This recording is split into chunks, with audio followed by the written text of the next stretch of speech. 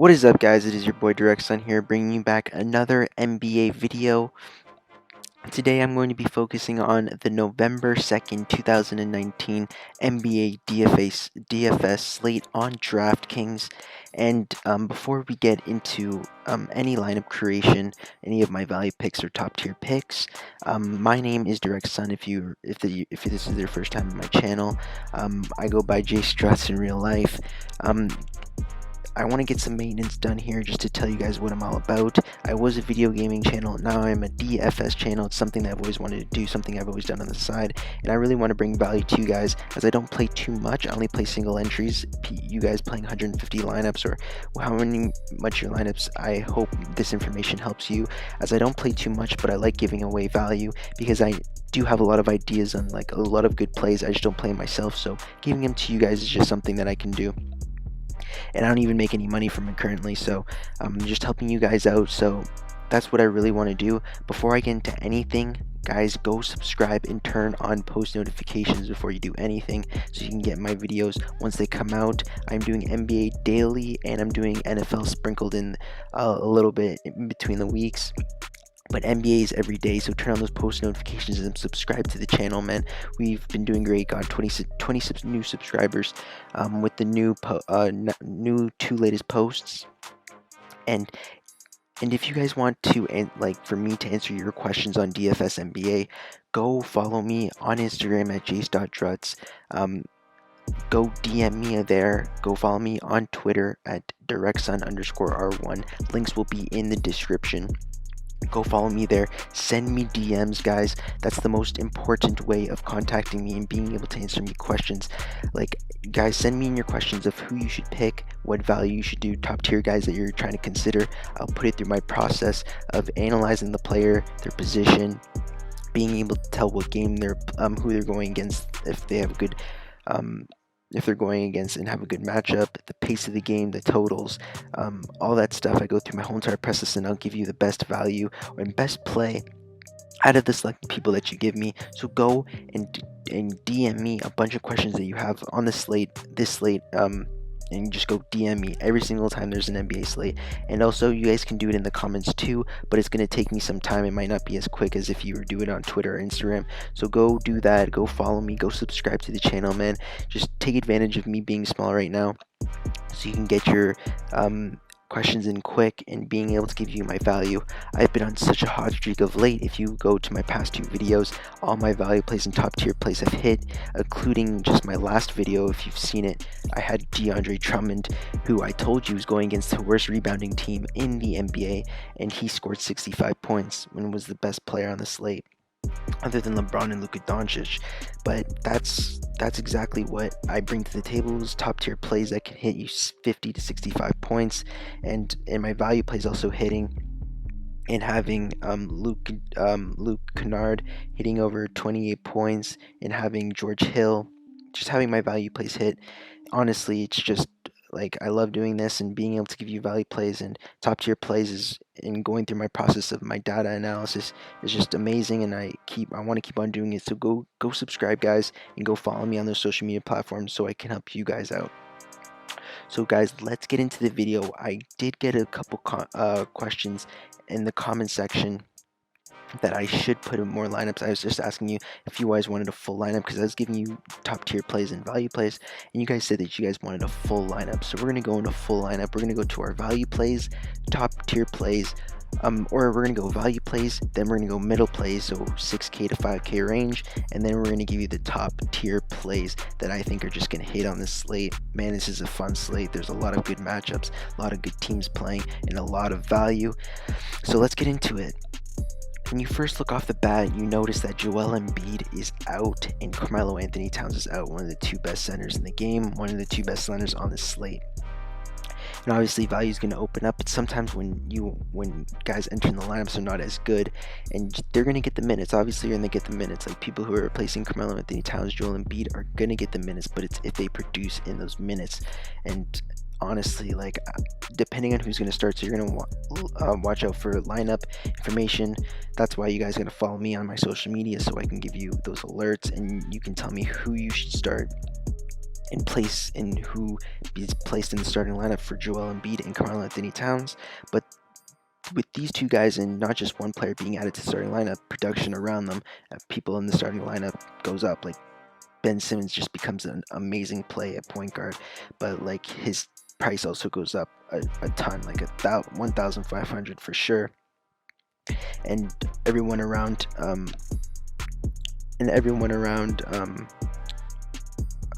Carmelo Anthony Towns just goes up. Like Andrew Wiggins is already all the way up. Let's see right here, power forward Andrew Wiggins. Look, 7,100. He was like a 6K play before. So all these guys go up, and Andrew Wiggins hasn't been shooting well. So, you know, it's a roll of the dice, honestly, but I feel that there's guys that are going to get more of an impact in starting time and production, so I'm going to go roll with those guys. So let's start with my top value plays on this lineup. It is going to be, starting at the point guard, is going to be Isaiah Thomas, and I'm going to be adding this guy just because you know what Isaiah can do, you know his ceiling, you know this guy used to be a starter for Boston, and you know he's a good player. And when he gets the minutes, you know, when healthy, he can really turn up a slate. Like, he came back 20 minutes, 28 points, amazing value for only 3,500. Man, he killed that value. 24 minutes, 17 points scored, 36.5 fantasy points. I feel like he can put up this production. Man, if he hits 30 minutes, you know, this guy's going to reach 40 to 50 points. And at his price tags of 4,800 is way too low. He should be a high 5,000, low 6,000 play. So you know that's an instant value play. I'm going to insert him in my top play at point guard for sure. Shooting guard, you know who is going to be another value play. I'm going to insert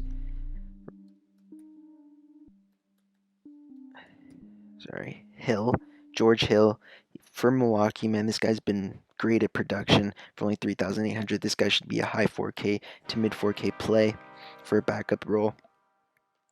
He can get you 17.5 points, which is low and is not going to do anything for your lineup, but he has production that can reach you to 21 to 38 to 23, which is exactly where you want him to be. 38 being a great game for 3,300. Man, this guy can really play ball, especially versus Toronto. Toronto might, you know, people might say they're a really good defensive team, which they are, but at point guard, since they have Van Vliet and Kyle Lowry, George Hill doesn't start, so he's going to go against bench players, and the bench player that comes in for Toronto isn't too good, so George Hill usually just plays amazing versus Toronto, and I think that he's a great start. For only 3,800, he's a great value play for shooting guard for sure. So now we're going to go to the more mid-range value. Not really value, but like mid-range guys that you should be playing, because when you construct your lineup, you want to have a balance between value, mid-range, and top tier. That's the only way you're going to be able to win cash games or score a high amount of points, is just finding that mixture between value and mid-range value guys that can get you 50 points. Because I looked at a lot of winning lineups, and I've been playing NBA for a little bit to know that being able to have a balanced lineup is where to go to get to that 300 point mark. So at small forward, we are going to go with someone that gets into a lot of foul trouble, but when not in foul trouble can really produce. And we are going to go with, in power forward, we are going to go with Jaren Jackson Jr. Man, he's been good. Especially for the amount of fouls he gets and foul trouble he gets into. You know, he's good for his price, especially at 6,900. He can get you 50 points, 40 points. He reached his highest this season, but he can get you way more than that. Obviously, he's been in foul trouble 25, 26, 18. You know, it's not somewhere that sometimes a lot of people are going to go. He's probably going to be low owned, but going against Phoenix, you know, Phoenix has been better this year, but they're still not a good defensive team. I feel like Jaren Jackson Jr. can go in there, score a lot of points, and I don't think he'll be in foul trouble again. Like, he's had it 5 out of the 6 games he's played, so I honestly would just insert him to your lineup. He's a really good play, especially for the value. And once again, he's one of those mid-range guys that can get you 50 points at that price level. So Jaren Jackson's a great play and might be low owned. just because he has that side to him where he can just be out of a ball game in less than like 2 quarters. He can be out of a game. So he's a risky play, but honestly can pay off that price tag for that type of value. So going on to send a small forward, this guy is the guy that I'm talking about that can get production increase without Karl-Anthony Towns, and that is Robert Covington. Robert Covington has been good when he played for Philly. Last year, he's a good point per minute producer when he gets the ball and when he's been able to play. So without Karl-Anthony Towns, man, that the offense is really played through Karl-Anthony Towns. Now that there's all this minutes and production going around somewhere else, if Andrew Wiggins isn't shooting the ball good, Robert Covington is that next guy. Jeff Teague is going to be a good play. He's going to get your assists. He's going to get your points. But honestly, Robert Covington is the guy that can really get you more value than 5,400 is not even a close. He should be a 6K player. And just because of how bad he's been playing of recent, 26, 16, 33 is a decent game, 18. I feel like he can crush his price tag at 5,400 with no Karl-Anthony Towns. He's a smash play. He can hit the 3, he can get you rebounds, he can steals, he can block. So this is a great play, especially for 5,400, and he's an automatic insert at the small forward. So this is a player that I'm really high on, and like he's in an absolutely smash spot, is going to be CODY ZELLER, man. This guy is going to be an amazing play, especially versus Golden State, who has been horrible against the center.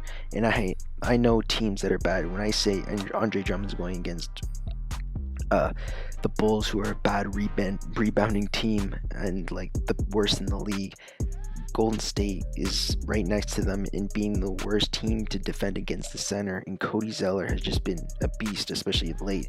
38 points in 35 minutes against Sacramento, going against alright centers, but he scored 38 points. He's always going to be there for a double-double. He's always going to be there for blocks. He can get assists too, so he's an overall great play. He can score you 52 points. He's only 6,400. He should be a 7K player, and his ceiling's 52 points. So he's gonna get you.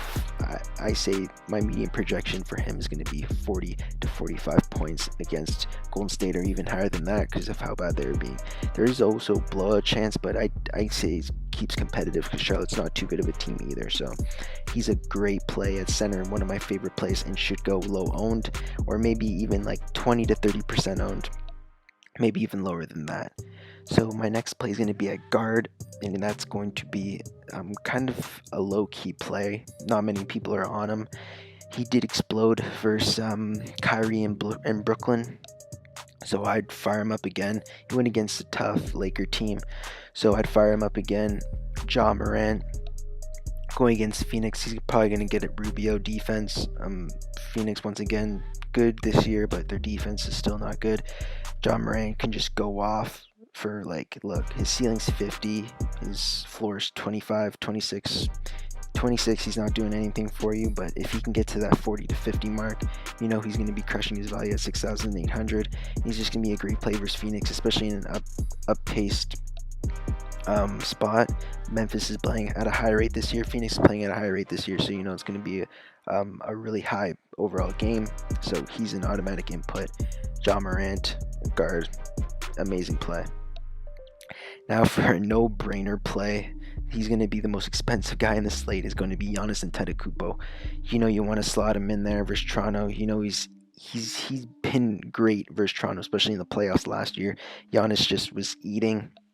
That was with Kawhi. Now they don't have Kawhi.